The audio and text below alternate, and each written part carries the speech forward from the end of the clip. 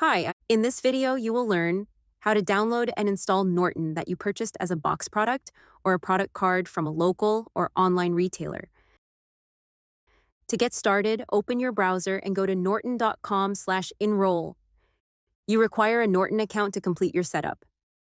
If you already have a Norton account, click Sign In and log in. If you are a new user, enter the required details and click Create Account. Now, enter the product key.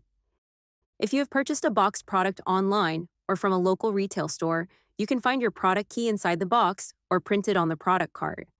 Once you enter the product key, click the next icon. Read the terms and conditions and click Agree.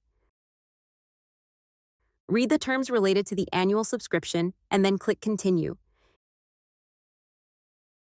Here, enter your billing address and credit card information for Norton to automatically renew your protection while your current subscription is about to expire.